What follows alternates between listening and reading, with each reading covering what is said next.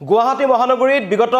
২৪ ঘণ্টা ধৰি নিখোজ হৈ আছে এগৰাকী শিক্ষয়িত্ৰী তীব্ৰ চাঞ্চল্য যে কোট হেৰাল এগৰাকী শিক্ষয়িত্ৰী ভাৱনা শৰ্মা কালি নিজৰ স্কুললৈ বুলি তেওঁ ওলাই যোৱা কথা তেওঁলোকৰ পৰিয়ালৰ ফালৰ পৰা জনাইছে দিনৰ 11 বজাত ভাৱনা শৰ্মা ওলাই গৈছিল যিখন স্কুলত তেওঁ পূৰ্বে কাম কৰিছিল উত্তৰ গুৱাহাটীৰ মাইলছ ব্ৰুনছন নামৰ স্কুলখনলৈ কাৰণ ইতিমধ্যে 28 মাৰ্চত তেওঁ স্কুলখনৰ পৰা অব্যাহতি লৈছিল আৰু পাবলগীয়া দৰমহাকেটা ল'বৰ কাৰণে এগৰাকী শিক্ষয়িত্ৰী ভাৱনা শৰ্মা এখন উবেৰৰ জৰিয়তে এই যি মাইলছ ব্ৰুনছন স্কুল আছে উত্তৰ গুৱাহাটী ফাললৈ তালৈ তেওঁ লক্ষ্যস্থানলৈ তেওঁ গতি কৰিছিল কিন্তু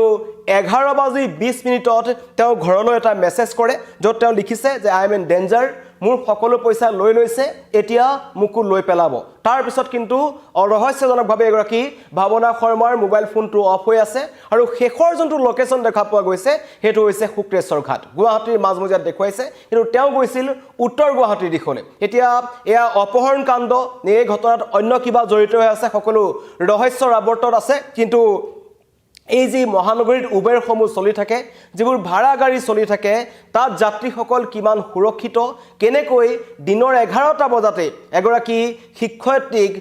অপহৰণ কৰি লৈ যাব পাৰিলে তাক লৈ কিন্তু গভীৰ ৰহস্য আছে আৰক্ষীৰ ওপৰত প্ৰশ্ন উত্থাপন হৈছে কাৰণ 24 ঘণ্টা সময় অতিক্ৰম কৰিলে মোবাইলটো অফ হৈ থকাৰ কাৰণে প্ৰকৃততে শিক্ষয়িত্ৰীগৰাকী এতিয়া ক'ত আছে তাৰ কোনো সন্ধান লাভ কৰিবলৈ সক্ষম নাই আৰক্ষীয়ে ইতিমধ্যে এই ভুক্তভোগী পৰিয়ালটোৱে জালুকবাৰী আৰক্ষী থানাত তেওঁলোকে এজাহাৰ দাখিল কৰিছে আৰু তেওঁলোকে সবিশেষ জনাইছে যে প্ৰত্যেক দিনাখনে আগতে যেতিয়া স্কুলত তেওঁ চাকৰি কৰিছিল এখন যি মাইলছ ব্ৰনছন বুলি স্কুল আছে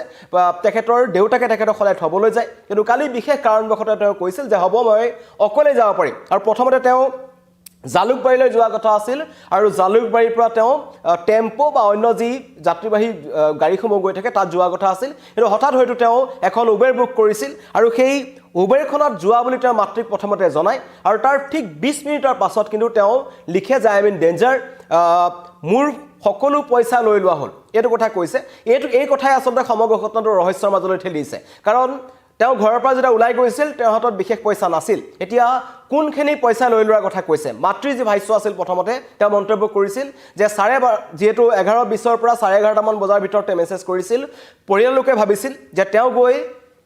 স্কুল পাইছে আৰু বিদ্যালয়ত যেটো তেওঁ চাকৰি এৰিছিল ইতিমধ্যেই মাইলছ ব্ৰনছন বুলি যিখন স্কুল আছে তেওঁলোকৰ ফালৰ পৰা স্পষ্টীকৰণ দিয়া হৈছে যে ভাৱনা শৰ্মা এতিয়া আমাৰ লগত জড়িত নহয় কিন্তু পৰিয়ালৰ লোকে জনোৱা মতে যে ইয়াৰ আগৰ মাহৰ যোনটো দৰমহা আছিল হেতু বিদ্যালয় কৰ্তৃপক্ষ হোল কৰি ৰাখিছিল আৰু সেই পইচাটো লবৰ কাৰণে ভাৱনা কালি বিদ্যালয়লৈ গৈছিল আৰু তাত হয়তো তেওঁ পইচাটো পাইছিল আৰু তাৰ পাছত সেই পইচা কাহিনীৰ কোনোবাই চেষ্টা কৰিছিল বুলি পৰিয়ালে প্ৰথমতে ভাবিছিল আৰু তাৰ পিছত স্কুলত উপস্থিত হয় কিন্তু বিদ্যালয়লৈ কৰ্তৃপক্ষই জনোৱা মতে যে ভাৱনা শৰ্মা স্কুললৈ অহা নাছিল যদি স্কুললৈ যোৱা নাছিল তেন্তে কোনখিনি টকা কাঢ়ি লোৱাৰ কথা কৈছে আৰু তেওঁক ক'লে লৈ যোৱা কথা কৈছে সেইবোৰ সকলো ৰহস্যৰ মাজত সোমাইছে জালুকবাৰী থানাই সমগ্ৰ ঘটনাৰ তদন্ত কৰি আছে কিন্তু প্ৰশ্ন উত্থাপন হৈছে যে এই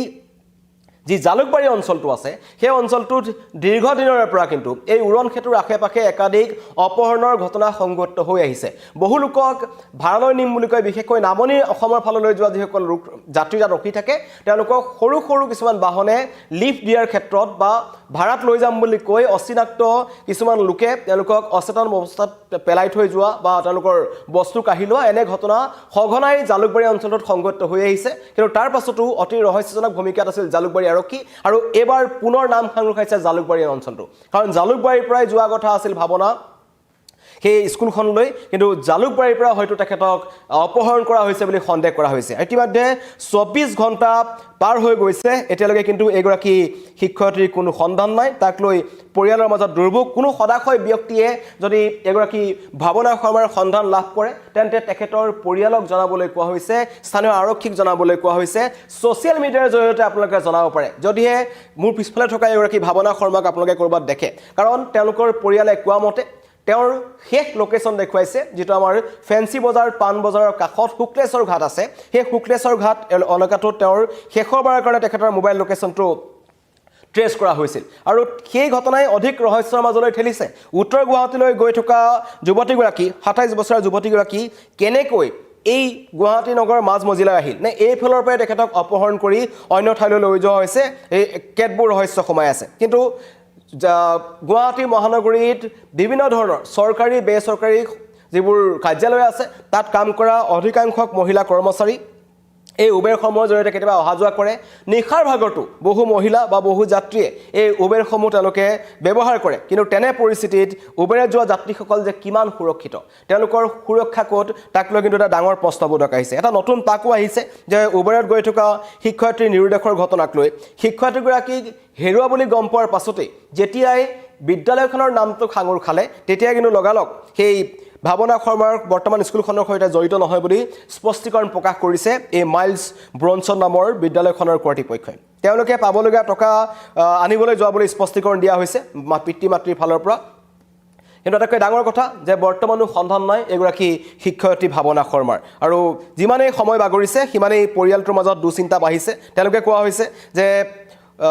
এই সময়ছোৱাত যেহেতু কালি দিনৰ 11 বজাৰ পৰা এগৰাকী শিক্ষয়িত্ৰীৰ সন্ধান নাই তেওঁ পৰিয়ালৰ সৈতে যোগাযোগ কৰিব পৰা নাই তেখেত ক'ত আছে বিচাৰিবলৈ তেওঁলোকৰ পৰিয়ালৰ ফালৰ পৰা বাৰম্বাৰ চেষ্টা কৰি থকা হৈছে আৰক্ষীৰ সৈতে যোগাযোগ কৰি থকা হৈছে কিন্তু আৰক্ষীও এতিয়ালৈকে কিন্তু তেওঁৰ সন্ধান উলিয়াব নোৱাৰিলে মোবাইল ফোন অফ হৈ আছে এগৰাকী ভাৱনা শৰ্মা তেওঁৰ ঘৰ হৈছে তেতেলিয়াত আৰু জালুকবাৰী আৰক্ষী থানাত পৰিয়ালৰ এজাহাৰৰ পাছত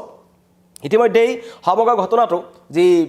পাৰ্থসাৰথী মহন্ত যে উচ্চপদস্থ আৰক্ষী বিষয়া তেওঁৰ তত্ত্বাৱধানত হৈ আছে বুলি তেওঁলোকৰ পৰিয়ালে জানিবলৈ দিছে আৰু অতি শীঘ্ৰেই সন্ধান ওলাব বুলি আৰক্ষীৰ ফালৰ পৰা কোৱা হৈছিল কিন্তু এতিয়া লাহে লাহে যিমানেই সময় বাগৰিছে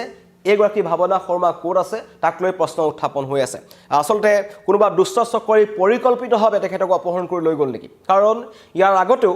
মহানগৰ আৰক্ষীৰ ফালৰ পৰা এটা কথা কোৱা হৈছিল যে উবেৰ চালকৰ বা এনেকুৱা কিছুমান যি ভাড়া গাড়ী আছে সেই চালকবোৰৰ বেশত একাংশ দুষ্ট চক্ৰ কিন্তু ঘূৰি আছে অপহৰণকাৰী ঘূৰি আছে মানৱ সৰবৰাহকাৰী চক্ৰসমূহ ইয়াত সক্ৰিয় হৈ আছে তেনে কোনোবা দুষ্ট চক্ৰৰ কবলত পৰিছে নেকি এগৰাকী ভাৱনা শৰ্মা নে টকাৰ লেনদেনৰ কিবা প্ৰসংগ আছে নেকি বিদ্যালয় কৰ্তৃপক্ষৰ সৈতে যেহেতু তেওঁলোকে স্পষ্টীকৰণ দিছে কিন্তু বিদ্যালয় কৰ্তৃপক্ষই কালি কোৱা মতে যে তেওঁলোকৰ পৰিয়ালে যেটা বিচাৰিছিল বা পিতৃ মাতৃয়ে যেটা তেখেতৰ ভিজিটৰ্ছ যিখন বুক থাকে বিদ্যালয়খনৰ তাত চাব বিচাৰিছিল তেতিয়া তেওঁলোকে কৈছিল যে তেওঁলোকৰ কোনো ভিজিটৰ্ছৰ কাৰণে এনেকুৱা ধৰণৰ বহি নাথাকে য'ত তেওঁলোকে সাইন কৰে বা হস্তাক্ষৰ কৰে হেৰাও এটা অতি ৰহস্যজনক ইমান এখন ডাঙৰ বিদ্যালয়ত কোনোবা যেতিয়া মানুহ যায় তেতিয়া সততে প্ৰত্যেকবোৰ জায়গাতে এখন ভিজিটৰ সাইন লোৱা হয় কিন্তু অতি পৰিতাপৰ কথা যে মাইলছ ব্ৰনছন স্কুলখনৰ কৰ্তৃপক্ষৰ ফালৰ পৰা তেনেকুৱা ধৰণৰ কোনো ধৰণৰ সাইন লোৱা নাই যে প্ৰকৃততে ছাত্ৰীগৰাকী বিদ্যালয় গৈ পাইছিল নে নাই সেই কথা জানিবৰ কাৰণে এতিয়া এটা ডাঙৰ সমস্যাই দেখা দিছে ইতিমধ্যে 27 বছৰ যেহেতু যুৱতী বিভিন্ন ধৰণৰ প্ৰসংগ আহিছে আৰু পৰিয়ালৰ সৈতেও কোৱা হৈছে যে কোনো ধৰণৰ মতানৈক্য তেখেতৰ নাছিল কিছুদিন পূৰ্বে চাকৰি বাদ দিছিল চাকৰি বাদ দিয়াৰ পিছত তেওঁ পাবলগীয়া টকাকেইটা আনিবলৈহে কিন্তু তেওঁ বিদ্যালয়খনলৈ গৈছিল বুলি কোৱা হৈছে কিন্তু পৰিতাপৰ কথা যে মহানগৰবাসী ৰাইজৰ বিশেষকৈ এই উবেৰ বা এই যি ভাড়া গাড়ীসমূহ আছে বা নিশাৰ ভাগত অহা যোৱা কৰা হওক মহিলাসকল একেবাৰে সুৰক্ষিত নহয় আৰু বিশেষকৈ এই জালুকবাৰী অঞ্চলটো মই বাৰম্বাৰ কৈ আহিছোঁ ইয়াৰ আগতো জালুকবাৰী অঞ্চলটোৰ পৰা বহু নামনি অসমৰ ফালে যোৱা যাত্ৰীক গাড়ীত উঠাই তেখেতলোকক অচেতন কৰি তেওঁলোকৰ বস্তু কাঢ়ি লোৱাৰ অভিযোগ আছে মৃতদেহ পোৱা গৈছে হত্যাকাণ্ড সংঘটিত হৈছে কিন্তু তাৰ পাছতো এই জালুকবাৰী অঞ্চলটোত কটকটীয়া কৰা নহ'ল তাৰ নিৰাপত্তা ব্যৱস্থা আৰু তাৰেই সুযোগ গ্ৰহণ কৰি আহিছে একাংশ দুষ্ট চক্ৰই একাংশ অপৰাধীয়ে এবাৰ এগৰাকী শিক্ষয়িত্ৰী 24 ঘণ্টা অতিক্ৰম কৰিছে কিন্তু শিক্ষয়িত্ৰী ভাৱনা শৰ্মাৰ এতিয়ালৈকে সন্ধান নাই ওলাই গৈছিল স্কুললৈ বুলি পাবলগীয়া টকাকেইটা আনিবৰ কাৰণে কিন্তু তেওঁ মেছেজত উল্লেখ কৰিছে যে মই বিপদত আছোঁ মোৰ পৰা টকা কাঢ়ি লৈছে সেই টকা ক'ৰ পৰা আহিল সেয়া অতি ৰহস্যজনক কথা যদি বিদ্যালয়লৈ যোৱা নাই বিদ্যালয়ৰ পৰা যদি টকা লোৱা নাই তেন্তে এগৰাকী ভাৱনা শৰ্মাৰ হাতত টকা ক'ৰ পৰা আহিল মানে তেওঁ যেহেতু যাওঁতে মাতৃয়ে কোৱা মতে খুব কম পৰিমাণৰ টকা তেওঁ লৈ গৈছিল যেটো যাবলৈ আহিবলগীয়া যেটো ভাড়া যেটো কেতিয়াও কাঢ়ি লোৱা এটা ধনৰাশি হ'ব নোৱাৰে বা সিমান কম টকাৰ কাৰণে কোনেও কাকো অপহৰণ নকৰে হয়তো তেওঁ যিখন উবেৰত গৈছিল সেইখন উবেৰৰ জৰিয়তে যদি বিদ্যালয়ত সোমাইছে সেইখন উবেৰ যদি ঘূৰি আহিছে তেনেকৈ অপহৰণ কাণ্ড সংঘটিত হ'ব পাৰে পিতৃ মাতৃ আশংকা কৰিছে কিন্তু কোনোবা যদি সদায় ব্যক্তিয়ে এগৰাকী ভাৱনা শৰ্মাৰ সন্ধান পায় তেন্তে কাখৰ থানাত জনাব পাৰে নহলে সোশ্যাল মিডিয়াৰ জৰিয়তে আপোনালোকে জনাব পাৰে যে ভাৱনা শৰ্মাৰ সন্ধান লাভ কৰাৰ কথা কিন্তু দুখৰ কথা যে এই মুহূৰ্তলৈকে এতিয়ালৈকে কোনো ধৰণৰ সন্ধান লাভ কৰিবলৈ সক্ষম হোৱা নাই এগৰাকী 27 বছৰীয়া যুৱতী এগৰাকী পেছাত শিক্ষয়িত্ৰী ভাৱনা শৰ্মাৰ 24 ঘণ্টা অতিক্ৰম কৰিছে আৰু এয়া হৈছে মহানগৰীত মহিলাসকলৰ যিসকল যুৱতী আছে বা যিসকল অন্য যি বিভিন্ন কৰ্মসংস্থা বিভিন্ন কামলৈ যোৱা যিসকল লোক আছে তেওঁলোকৰ নিৰাপত্তাৰ যিটো দিশ আছে তাত কিন্তু ডাঙৰ ক্ষতি ৰৈ গৈছে কাৰণ গুৱাহাটীৰ মাজমজিয়াদি হয়তো তেখেতক অপহৰণ কৰা হৈছে বুলি পিতৃ মাতৃ অভিযোগ উত্থাপন কৰিছে কাৰণ শেষৰবাৰৰ কাৰণে তেখেতৰ লোকেশ্যন দেখা পোৱা গৈছে শুক্লেশ্বৰ ঘাট ধন্যবাদ